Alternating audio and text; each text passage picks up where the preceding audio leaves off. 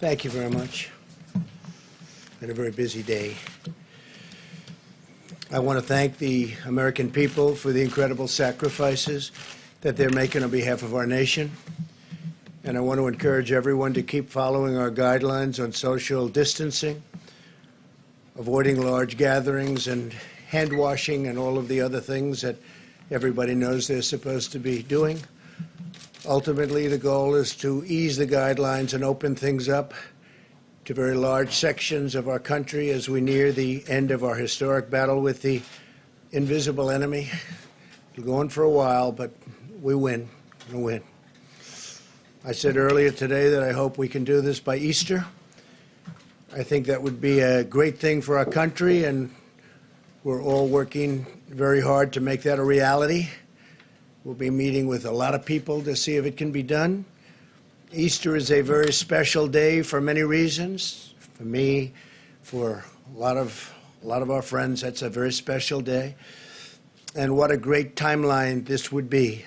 Easter as our timeline, what a great timeline that would be. My first priority is always the health and safety of the American people. I want everyone to understand that we are continuing to evaluate the data. We're working with the task force and making decisions based on what is best for the interest of our fantastic country. In order to defeat the virus, we must continue to be very strong. Your resilience and spirit has been inspiring to everyone. Right now, this virus is attacking 149 countries, but everybody looks to us and they're watching us. And I'm very proud to be your president. I can tell you that. There's tremendous hope as we look forward and we begin to see the light at the end of the tunnel. Stay focused and stay strong, and my administration and myself will deliver for you as we have in the past. Let me provide you an update on critical preparations and supplies in our war on the virus. Through FEMA, the federal government is distributing more than 8 million N95 respirators, 14 million surgical masks, and many, many millions more under order, and they'll be arriving soon. 2.4 million face shields, 1.9 million surgical gowns, 13.5 million gloves, and more than 4,000 ventilators to the areas of greatest need have already been sent, and we have 4,000 being delivered to New York. The federal government is using every resource at its disposal to acquire and distribute critical medical supplies. The core element of this strategy is my executive order authorizing the use of the Defense Production Act, which has, as you know, already been activated actually a long time ago, quite a long time ago. Private companies are heeding our call to produce medical equipment and supplies because they know that we will not hesitate to invoke the DPA in order to get them to do what they have to do. It's called leverage. You don't have to use it from the standpoint of actually it's been activated, but you don't have to use it. But the threat of it being there is great leverage, and companies are doing as we ask, and companies are actually even better than that. They're coming through and they're calling us, and it's been really something to see. This morning, Ford, 3M, General Electric Healthcare are making tremendous numbers. They've already started of respirators, ventilators, and face shields. They're working together. We didn't have to exercise or utilize the DPA in any way. The fact that we have it helps, but we didn't have to, and for the most part, we won't have to. We're receiving full cooperation from companies with the understanding that the federal government stands ready to compel cooperation if need be. We haven't found that to be the case. It's been really amazing to see these big, strong, powerful, in some cases very small companies, family-owned companies, step up and make a lot of great product for what we're going through and what we will continue to be going through for a while. The Army Corps of Engineers and the National Guard are building 4 hospital facilities in New York City at the Javits Center, which will be operational very soon. They've already started. In addition, they're building 4 separate medical facilities in different parts of the state. We're dealing with Governor Cuomo on that. So you're going to have 4 hospitals and 4 medical facilities at the highest level, too. Really incredible facilities. Temporary, but incredible. We're also deploying the U.S. Navy hospital ship, and that will be arriving in New York Harbor in the not-too-distant future. It's finishing its maintenance. They're doing a very big maintenance, and what we did is we condensed it very seriously. And as you know, the other hospital ship, and these are incredible ships, it's already on its way to Los Angeles. So we're in frequent contact with state and local officials and getting a lot of work done. We're likewise building hospitals in Los Angeles. We're working also the state of Washington.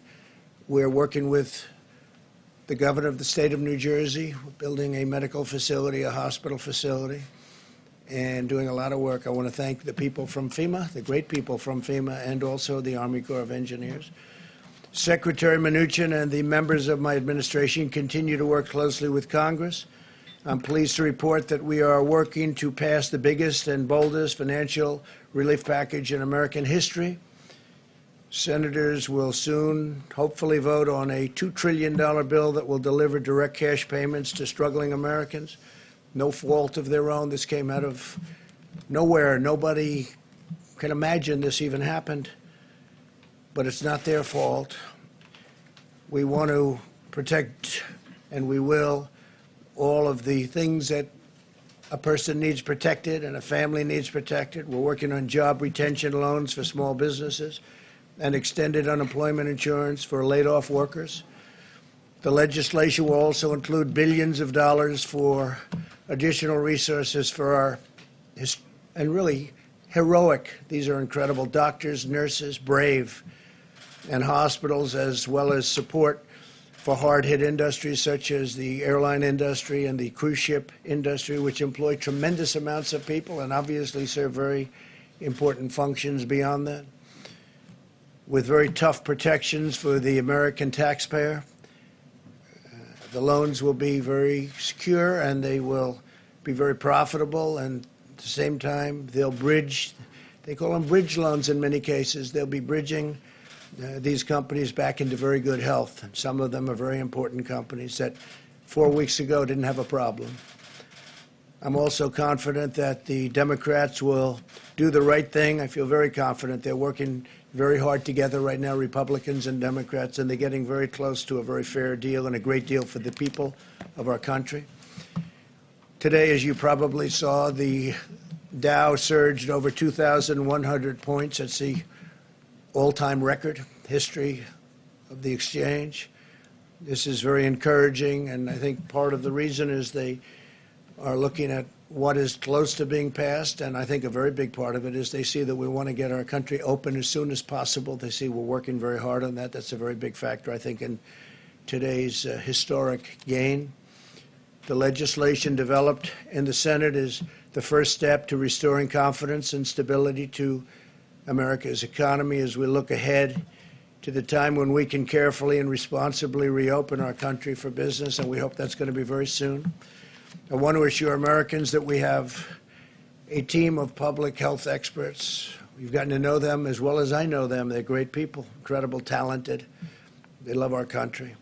Also, economists and other professionals working to develop a sophisticated plan to reopen the economy as soon as the time is right.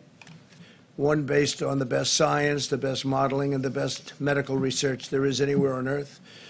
Our great people have been, especially when it comes to our public health experts and officials, have been helping other countries, dealing with other countries, constant touch with other countries, helping them out, because many of them have never seen anything like what's happening. But our decision will be based on hard facts and data as to the opening. I'm also hopeful to have Americans working again by that Easter, that beautiful Easter day. But rest assured, every decision we make is grounded solely in the health, safety, and well-being of our citizens. This is a medical crisis. This isn't a financial crisis. but it's a thing that nobody has seen for many, many decades, nothing like this. Marshaling our economic strength is a key feature of defeating the virus, producing the materials, supplies, and equipment that we need, and they're doing a really fantastic job. We're helping the governors. We had a conference call the other day with the governors, and we allowed the press to join us on the call, and the spirit between us and the governors has been really great. We should never be reliant on a foreign country for the means of our own survival. I think we've learned a lot. We've learned a lot. This crisis has underscored just how critical it is to have strong borders and a robust manufacturing sector. For 3 years, we've embarked on a great national project to secure our immigration system and bring back our manufacturing jobs. We brought back many jobs, record numbers of jobs. And this really shows, this experience shows how important borders are. Without borders, you don't have a nation. Our goal for the future must be to have American medicine for American patients, American supplies for American hospitals, and American equipment for our great American heroes. Now both parties must unite to ensure the United States is truly an independent nation in every sense of the word. Energy independence, we've established that. That's something incredible that we've established. We're energy independent, manufacturing independence, economic independence, and territorial independence enforced by strong sovereign borders. America will never be a supplicant nation. We will be a proud, prosperous, independent, and self-reliant nation. We will embrace commerce with all, but we will be dependent on none. Above all, we know that the best thing for our economy and the world right now is a very, very powerful victory over the virus. Every day, the American people are showing the unity and resolve that has always defined the character of our nation.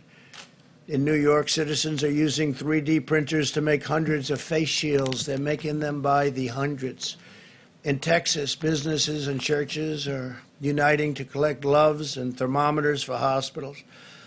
In the selfless actions of our amazing citizens, we're seeing enduring strength of our magnificent nation, a spirit that can never be broken, and a victorious future that can never be denied. It never will be denied. Now what I'd like to do is perhaps ask a person who has really established herself as maybe the world's great expert on what she does.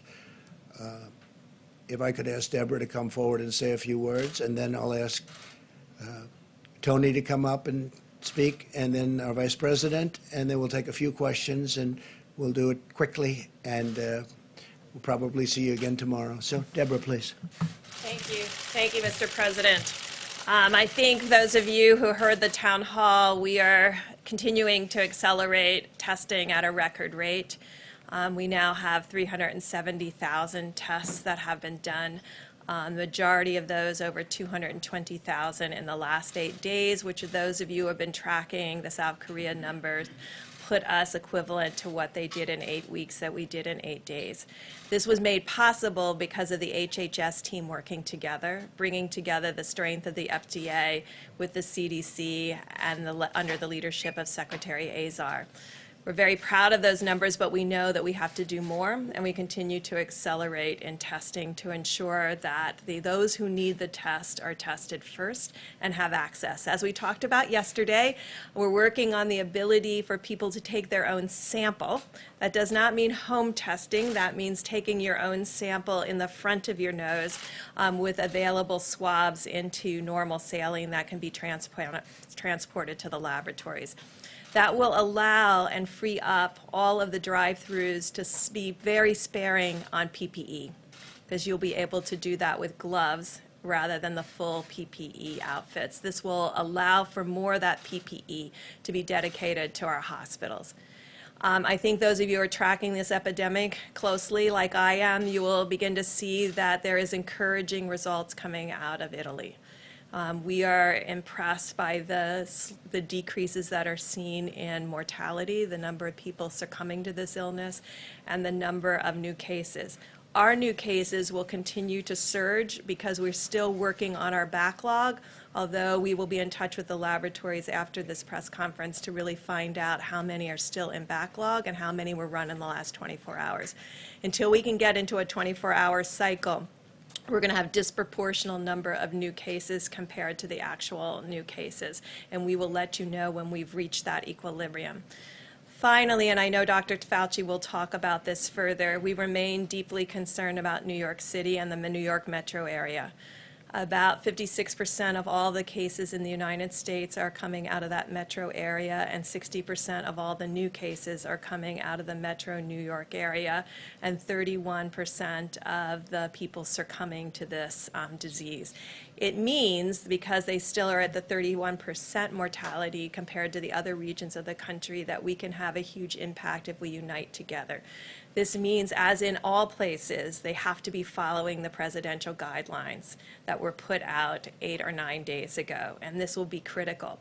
But to everyone who has left New York over the last few days, because of the rate of the number of cases, you may have been exposed before you left New York. And I think, like Governor DeSantis has put out today, everybody who was in New York should be self-quarantining for the next 14 days to ensure that the virus doesn't spread to others, no matter where they have gone, whether it's Florida, North Carolina, or out to far reaches of Long Island. We are starting to see new cases across Long Island that suggest people have left the city. So this will be very critical that those individuals do self-quarantine in their homes over these next 14 days to make sure they don't pass the virus to others based on the time that they left New York. So if they've already are 4 days out, then it's just 10 more days. So I thank you if you help get that message out to others. Dr. Fauci? Thank you very much, Mr. President. Deb. I want to just talk very briefly about 2 or 3 things. First, the issue of testing and how that has really changed the complexion of the approach that we're going to be able to take. Testing was an issue. We had many questions of testing in this room for a number of times. Now that we literally have hundreds and hundreds of thousands of testing out there, there are a few things that we can do with that. One of the things is that when we make policy about what we're going to be doing with the rest of the country, particularly those areas that are not hot spots, we need to know what the penetrance of infection is there. So we need to put a light on those dark spots that we don't know. We have to act policy-wise on data, and we're going to be getting more data, a lot more data. The other thing is that the areas of the country that are not hot spots, that are not going through the terrible ordeal that New York and California and Washington State are going through, they still have a window of a significant degree of being able to contain. In other words, when you test, you find somebody, you isolate them, you get them out of circulation, and you do the contact tracing. When you have a big outbreak, it's tough to do anything but mitigation. We have an opportunity now that we have the availability of testing to do that. So you're going to be hearing more about how we can inform where we're going, particularly because we have the ability to test. The second thing is I just want to reiterate what Dr. Birx said about New York. It's a very serious situation. They've suffered terribly through no fault of their own. But what we're seeing now is that, understandably, people want to get out of New York. They're going to Florida. They're going to Long Island. They're going to different places. The idea, if you look at the statistics, it's disturbing. About 1 per 1,000 of these individuals are infected. That's about 8 to 10 times more than in other areas, which means when they go to another place, for their own safety, they've got to be careful, monitor themselves. If they get sick, bring it to the attention of a physician, get tested. Also, the idea about self-isolating for 2 weeks will be very important because we don't want that to be another seeding point to the rest of the country wherever they go. And then thirdly, just one comment about drugs and the testing of drugs. You know, you heard yesterday about drugs being out there that physicians, on an off-label way, can prescribe it to give people hope of something that hasn't been definitively proven to work, but that might have some hope. I don't want anybody to forget that simultaneously with our doing that, we're also doing randomized clinical trials on a number of candidates. You've heard about candidates, but there are others in the pipeline where we'll be able to design the study, and over a period of time, particularly since we have so many infections, we'll be able to determine definitively, are these safe and are they effective? We're talking about remdesivir, other drugs, immune sera, convalescent sera, monoclonal antibodies. All of these are in the pipeline now, queuing up to be able to go into clinical trial. So I'll stop there and talk. Thank you, Tony. Good job. Larry, how about just a quick few minutes on how we're doing over at the Hill? Thank you, sir. We're gaining great progress on this Phase 3 legislation. Negotiations continue. We've had continued reports. I've been up there with Secretary Mnuchin. Secretary Mnuchin continues today with Chief of Staff Mark Meadows, checking in with the President. They're getting closer and closer. They expect to vote as soon as possible. I just want to walk through a couple of key points. This legislation is urgently needed to bolster the economy, provide cash injections and liquidity, and stabilize financial markets to get us through a difficult period, a difficult and challenging period in the economy facing us right now, but also to position us for what I think can be an economic rebound later this year. We started the year very strong, and then we got hit by the coronavirus in ways that probably nobody imagined possible. We're dealing with that as best we can. This package will be the single largest Main Street assistance program in the history of the United States. The single largest Main Street assistance program in the history of the United States. Phase 2 delivered the sick leave for individuals, hourly workers, families, and so forth. Phase 3, a significant package for small businesses. Loan guarantees will be included. We're going to take out expenses and lost revenues. As the President said, eligibility requires worker retention. We will maintain, the people eligible will maintain their payrolls during this crisis period.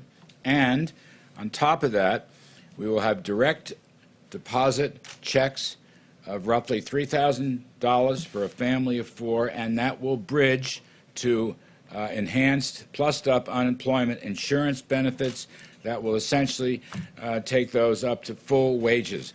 This is 1, 2, 3, 4.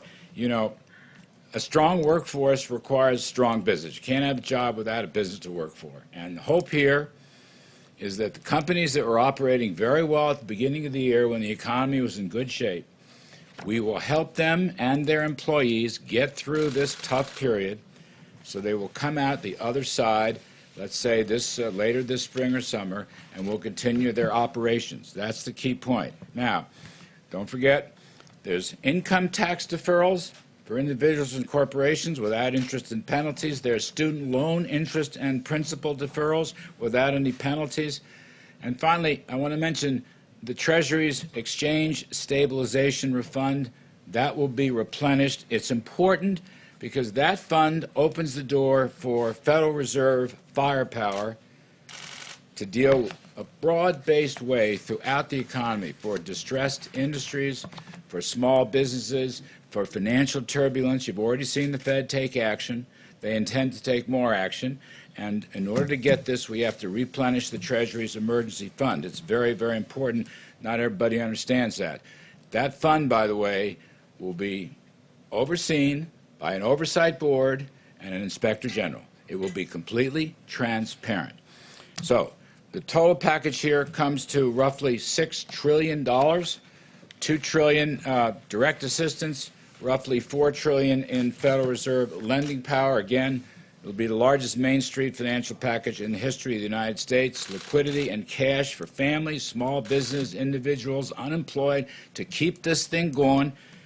We're heading for a rough period, but it's only going to be weeks, we think. Weeks, months, not going to be years, that's for sure.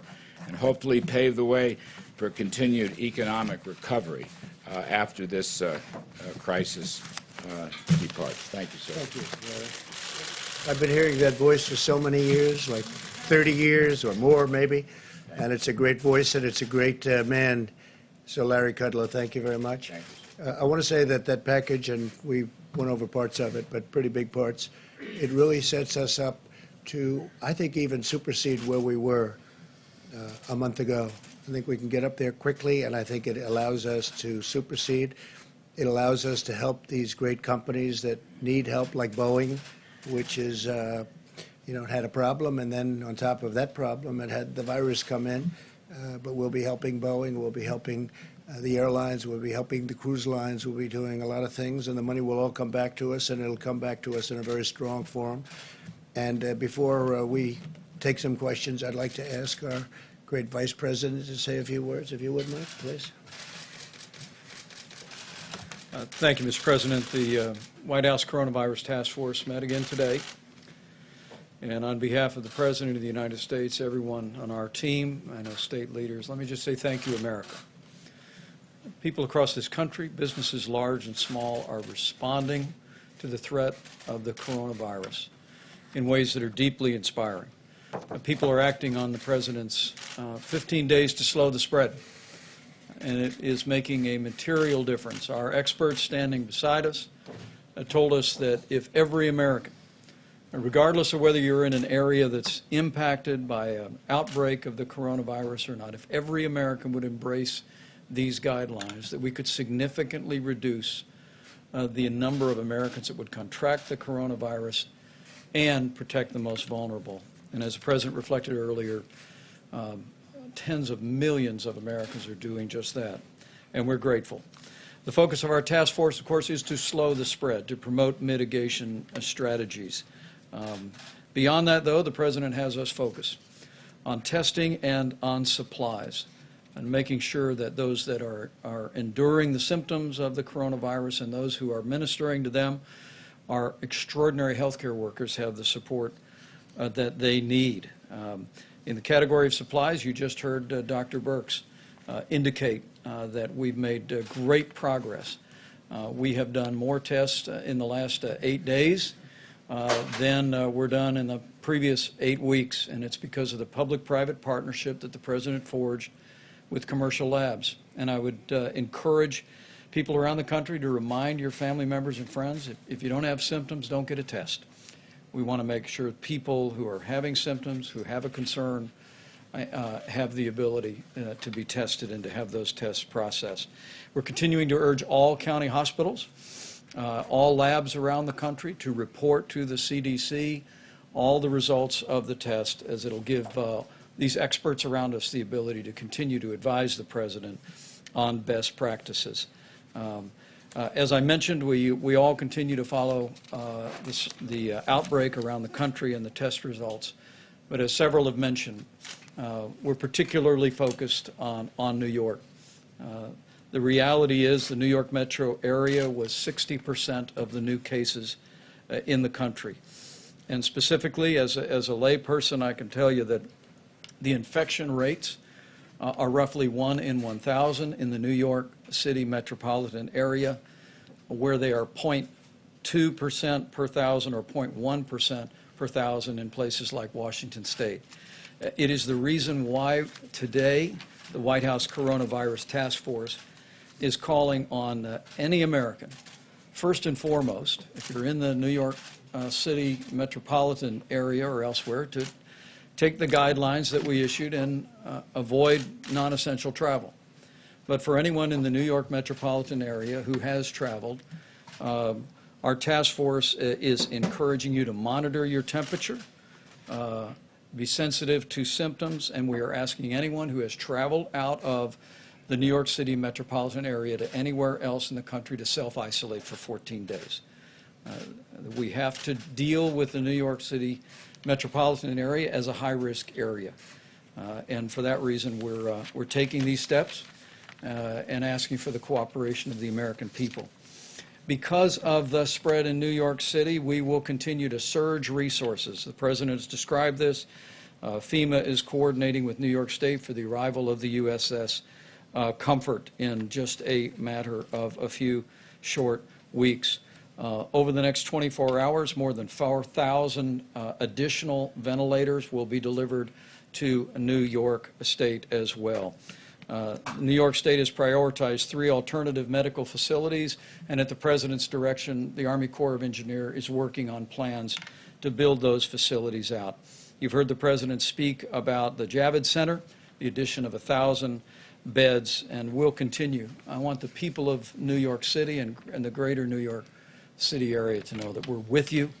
We're going to continue to provide resources to support your state and local officials as they confront the spread of the coronavirus in that great city. On the subject of supplies, we had team meetings today at FEMA, which is working on identifying the critical personal protective equipment and ventilators. At this point, FEMA informs us today that they are distributing 7.6 million N95 respirator masks, more than 14 million surgical masks, and FEMA has already shipped 73 pallets of personal protective equipment to New York, 36 pallets of personal protective equipment to the state of Washington. We'll be meeting again tonight. As you know, the President stood FEMA's National Response Center up, and they are in the lead for the approach to the coronavirus, which is locally executed, state managed, and federally supported. And we'll continue to surge those resources and make sure that they're available. One last word, if I may. The President reflected on the response businesses around the country have brought to this moment. It truly is extraordinary. The President did initiate the Defense Production Act last week, but as the President has reflected many times, we will use the Defense Production Act if we need it to mandate production of critical supplies. But so far, no one has said no. And in fact, we see industries stepping up. The President mentioned Ford Motor Company working with 3M and GE Health to expand production of medical supplies. We heard that McDonald's is now offering curbside delivery to truckers who are unable to use the drive-through to pick up a Big Mac. And I spoke today, and the President spoke last week with Tim Cook of Apple, and at this moment in time, Apple went to their storehouses and is donating 9 million N95 masks to healthcare facilities all across the country and to the national stockpile. There is a level of generosity that I know is inspiring to the President, and it's truly inspiring to all of us who are working on the White House Coronavirus Task Force. The President's made it clear that he hopes, in weeks, not months, to be able to open up the country. But let me make one last encouragement to every American. We will get to that day quicker if every American will put into practice the President's coronavirus guidelines for our nation. 15 days to slow the spread. If every American will do this, I have no doubt that we will slow the spread, we will protect our most vulnerable, and we will heal our land. Thank you, Mr. very President. Mr. President, you just reiterated that you hope to have the country reopened by Easter. You said earlier you would like to see churches packed on that day. My question is, you have 2 doctors on stage with you. Have either of them told you that's a realistic timeline? I think we're looking at a timeline. We're discussing it. We had a very good meeting today. If you add it all up, that's probably 9 days plus another 2.5 weeks. It's a period of time that's longer than the original 2 weeks. So we're going to look at it. We'll only do it if it's good, and maybe we do sections of the country. We do large sections of the country. That could be 2. But we're very much in touch with Tony and with Deborah on everything we're doing. Who suggested I that just date? thought it was a beautiful time. To be a beautiful time, a beautiful timeline. So that was It's a based great on day. any of the data? It was based on a certain level of weeks from the time we started, and it happened to arrive. Actually, we were thinking in terms of sooner. I'd love to see it come even sooner, but I just think it would be a beautiful timeline. John? Mr. President, if you look at what we've just seen in the last day or so, you've seen the number of known coronavirus cases in the country double in just 2 days. Another 95 people have died just in the last 24 hours. New York's governor is saying this is spreading like a bullet train across the country, and the governor of Louisiana is saying that his state may not be able to handle the cases that they're facing by early April. So what are you seeing in all of this that leads you to think Yeah, that we we're could working with all reopen of by them, sure. Easter or even earlier? Sure. We're working with all of them. We can be talking about large sections of our country because there are sections of our country that you didn't talk about that are doing unbelievably well. They have very little incidence or problem, very small numbers. It's very possible that they won't be ever subject to what's happening in New York. New York is definitely a hot spot. There's no question about it.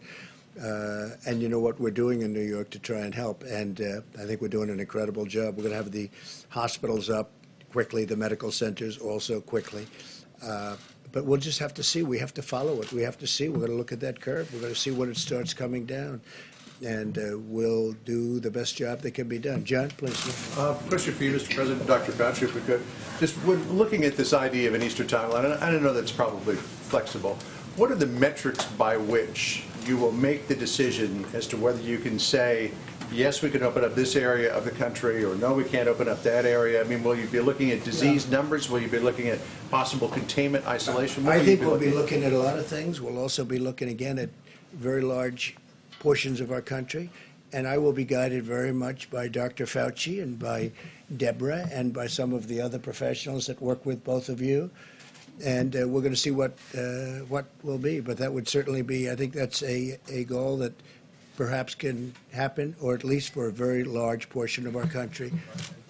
Fauci, since, as the President said, you and Dr. Birx and others will be guiding him in making the decision, where are you now with this timeline of 19 days from now? So, I mean, that's really very flexible. We just had a conversation with the president in the Oval Office talking about, you can look at a date, but you got to be very flexible. And on a literally day-by-day and week-by-week basis, you need to evaluate the feasibility of what you're trying to do. And, John, you asked for, what kind of metrics, what kind of data.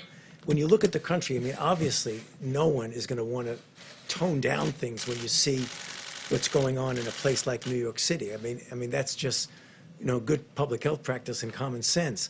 But the country is a big country, and there are areas of the country, and I refer to this in my opening remarks, that we really need to know more about what the penetrance is there. So if we do the kind of testing what we're doing, and testing will always be associated by identification, isolation, and contact tracing, and you find after a period of time that there are areas that are very different from other areas of the country, you may not want to essentially treat it as just one force for the entire country, but look at flexibility in different areas. So I think people might get the misinterpretation, you're just going to lift everything up, and even somebody's going like that. That's not going to happen. It's going to be looking at the data. And what we don't have right now, that we really do need, is we need to know what's going on in those areas of the country where there isn't an obvious outbreak. Is there something underneath the surface that says, wait a minute, you better be careful and really clamp down? Or what looks there that you don't really have to be as harsh as you are in other areas. So it's looking at information that up to this point, John, we never had. So it's a flexible situation. Was New York becoming more? Is New York becoming the epicenter? Well, it certainly is by far if you call it hot, if you call it any word you want to use, it is at a level that I was speaking to Tony before. It's a level that no place else is close. It's very unfortunate. One of the things that's happened that we've done, I think, a really good job on. I think that it's something special. What's happened is I learned from Dr. Birx a little while ago when she said, I learned it actually this afternoon. In 8 days, because we kept hearing about South Korea, they had a very tough time at the beginning, if you remember. In 8 days, we're doing more testing than they've done in 8 weeks. That's a tremendous turn. And with our testing, it's going exponentially. It's going up, up, up every day. So we're going to be able to do things with this very highly sophisticated testing. And it's also, the test itself is considered the best test. So on top of doing now more than anybody else, we have a very high-quality test. That makes a big difference. It also makes a big difference even in terms of opening, because we're going to see those areas like the hot spots. But New York City definitely is a very hot spot. Steve? When you talk about areas that you could open up, what specifically are you looking at? What states? Are you talking about out west? Well, you can talk about the Farm Belt. Take a look at the Farm Belt. Take a look at areas out west. Look at big sections of Texas. I was talking to the great governor of Texas. They've done a fantastic job out there, but they have very big sections of Texas where You know, it's like numerous states, frankly. But we can have large sections of, if we want to do it that way, we can have large sections of the country open. I think it's very important that we start moving on that and start thinking about it, because our country wants to be open. Our people want it to be open, and they're raring to go. And I think it's one of the reasons that we're going to have a tremendous bounce back. I think it's going to go very quickly. Also, I want to thank, while I'm here, I want to thank Larry for the job he's done, Steve Mnuchin for the job he's done. If you look at Peter Navarro, he's sort of doing different things. He's really, he's a force in terms of getting masks and getting all of the ventilators and all the things. He's been fantastic, Peter. But I also want to thank Congress, because whether or not we're happy that they haven't quite gotten there yet, they have been working long hours. I'm talking Republicans and Democrats, all of them, the House, the Senate. I want to thank Congress because they are really trying to get there, and I think they will. And I'll see you all tomorrow. Thank you very much. Did Thank you you. give Governor Cuomo a heads up, Mr. President, about the quarantining for people who left New York? Did you give Governor Cuomo a heads up about quarantining people? We're talking to them about it. Did you have South Korea for that? What are you asking for, Mr. President? Is it wise to pack churches on Easter? It takes one person to contaminate a whole county. Hey, Larry? Larry? Anytime. Yeah, you want us? Yeah. We could go